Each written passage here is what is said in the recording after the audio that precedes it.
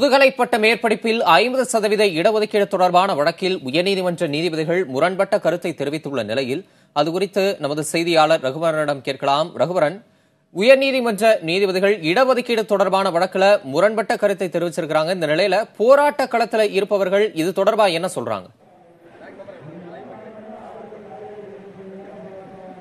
கடந்த 15 நாட்களாகவே இந்த மருத்துவர்களினுடைய போராட்டம் தொடர்ந்து கொண்டிருக்கிறது. இவர்களினுடைய கோரிக்கை என்னன்னா, இந்த 50% இடஒதுக்கீடு எங்களுக்கு வேண்டும், கிராமப்புற மாணவர்கள் பாதிக்கப்படக்கூடாது அப்படின்னு சொல்லிட்டு தான்.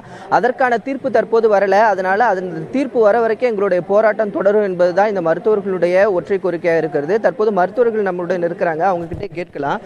இப்போ அந்த நீதிபதிகளுடைய தீர்ப்பை நீங்க எப்படி பார்க்கறீங்க? 2 நீதிபதிகள் வெவ்வேறு தீர்ப்பு கொடுத்திருக்காங்க, அதை எப்படி பாக்குறீங்க? அதுதான், 2 நீதிபதிகளுமே ஒரு நீதிபதி இந்த இந்திய மருத்துவக் கழகத்தோட விதிகளை பின்பற்றணும், இன்னொரு நீதிபதி இந்த தமிழ்நாட்டில் வெளியிடப்பட்டிருக்க இந்த வரைவுரை, அதாவது பிராஸ்பெக்டஸ் தெளிவா இருக்குது, இதையே பின்பற்றி இந்த வருடம் கலந்தாய்வை நடத்தலாம்னு சொல்லியிருக்காங்க. ஸோ இந்த 2 மாறுபட்ட தீர்ப்பு வந்திருக்கிறதால நாளைக்கு தலைமை நீதிபதி கொண்ட அந்த 3 பேர் கொண்ட நீதிபதிகள் உள்ள அந்த நீதிமன்றத்துக்கு வழக்கு உடனடியாக எடுத்து விசாரிக்கணும்னு நம்ம தரப்புல கேட்டிருக்கோம். இப்போ இது ஒரு பக்கம் இருந்தாலும் நிரந்தரமா இந்த மாதிரி ஒவ்வொரு வருஷமும் இந்த வழக்கை அங்க போட்டு இங்க போட்டு அலைய விடுறது மாதிரி இல்லாம 50% இடஒதுக்கீடு நிரந்தரமாக்குறதுக்கு ஒரு அவசர சட்டத்தை இயற்றி அதை நிரந்தர சட்டமா நாடாளுமன்றத்தில் மாத்தினா மட்டும்தான் இது போல பிரச்சனைகள் இருக்காது. அரசு மருத்துவமனைகளை நம்பி இருக்கக்கூடிய ஏழை மக்களுக்கும் அரசு மருத்துவக் கல்லூரியில் படிக்கக்கூடிய ஏழை மாணவர்களுக்கும் ஒரு செக்யூரிட்டி இதுதான். நீங்க உடனே மேல்முறையீடுக்கு போறீங்களா? அரசாங்கமும் மேல்முறையீடுக்கு போதா? அரசாங்கம் என்ன சொல்லிட்டு அரசாங்கத்திட்ட பேச்சுவார்த்தையில் ஈடுபட்டு இன்னும் அரசு தரப்புல பேசல. நம்ம சுகாதார செயலரை தொடர்பு கொள்ள முயற்சி செய்தோம். ஆனா அவரும் வழக்கு சம்பந்தமா தான் பேசிட்டு இருக்காரு நினைக்கிறேன். ஹை லெவல் மீட்டிங் போயிட்டு இருக்குன்னு கேள்விப்பட்டோம். நமக்கு தகவல் படி நம்ம தரப்புல இருந்து நிச்சயமா மேல்முறையீட்டுக்கு போக தான் போறோம். இப்ப உடனே போறீங்களா? நான் கோடை விடுமுறை காலமானது இருக்கு, நாளைக்கு தலைமை நீதிபதி நாளைக்கு இருக்கிறாங்க சென்னையில, உடனே போறதுக்கு வாய்ப்பு இருக்கா? எப்படி? போராட்டம் ஒரு பக்கம் தொடர்ந்தாலும் சட்டம் ரீதியாக எடுக்கப்படும் நடவடிக்கைகளுக்கு தமிழ்நாடு மருத்துவ அலுவலர்கள் சங்கத்தின் சட்டப்பிரிவு அதை தொடர்ந்து கண்காணித்து வருகிறது. இன்று இந்த தீர்ப்பை மேல்முறையீடு செய்ய அவசரமாக நீதிபதிகளை வேண்டுகோள் வச்சிருக்கோம். நாளைக்கு எடுக்கிறதுக்கு பத்தி இன்னைக்கு 7 மணிக்கு சொல்றேன்னு சொல்லியிருக்காங்க. இன்னைக்குள்ள இதுக்கான முடிவு வந்துருமா, இல்ல அடுத்த கட்டமா வேற விதமா உங்களுடைய போராட்டம் எடுத்துட்டு போறீங்களா? அதாவது சட்டப்பூர்வமான தீர்ப்பு மேல்முறையீட்டுல என்ன வருதுங்கிறது தெரியல. அது நாளை மறுநாள் அவசரமா எடுத்த பிறகுதான் அது தெரியும். அதுக்குள்ள இந்த எங்களோட போராட்டம் எந்த விதத்திலும் பின்வாங்க போறதில்லை. ஏன்னா நாங்க கேட்ட கோரிக்கையை இன்னும் நிறைவேற கிடையாது.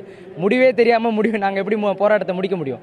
எனவே அரசு இதை கருத்தில் கொண்டு முக்கியமா நாங்க திரும்ப திரும்ப சொல்றது அவங்க ஒரு பக்கம் மருத்துவர்களோட சுயநலத்துக்காக போராடுறாங்கிற மாதிரி ஒரு தப்பான எண்ணத்துல வச்சுக்கிட்டு இன்னமும் இதை தப்பா அணுகாம இது ஒட்டுமொத்த தமிழக மக்களோட சுகாதார பிரச்சனை, ஏழை மருத்துவ மாணவர்களோட கனவு தகர்க்கப்படுவதற்கான ஒரு அபாயம் உள்ளதுங்கிறதெல்லாம் புரிஞ்சுக்கிட்டு ஒரு நல்ல முடிவை எடுத்து அவசர சட்டத்தை நிறைவேற்றத்திற்கான அனைத்து நடவடிக்கையும் எடுக்கணுங்கிறது தான் தமிழ்நாடு மருத்துவ அலுவலர் சங்கத்தோட கோரிக்கை.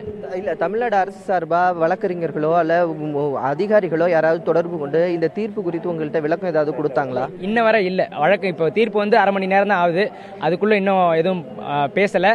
தொடர்ந்து அடுத்து போய் பார்க்க போறோம். பார்த்துட்டு அதுக்கப்புறம் சொல்றோம். தொடர்ந்து இந்த வழக்கில் மேல்முறையீட்டுக்கு செல்ல இருப்பதாகவும் தமிழக அரசும் இதற்கு மேல்முறையீடு செய்ய வேண்டும் என்றும் இவர்கள் கோரிக்கை வைத்திருக்கிறார்கள். ரகுவரன், மருத்துவ மேற்படிப்பு தொடர்பாக தற்போது நடைமுறையில் இருக்கக்கூடிய விதிமுறைகள் என்ன? ஒரு புதிய நடைமுறை அமல்படுத்துவதால் என்ன மாதிரியான சிக்கல் ஏற்படும் என்று மருத்துவர்கள் தெரிவிக்கிறார்கள்?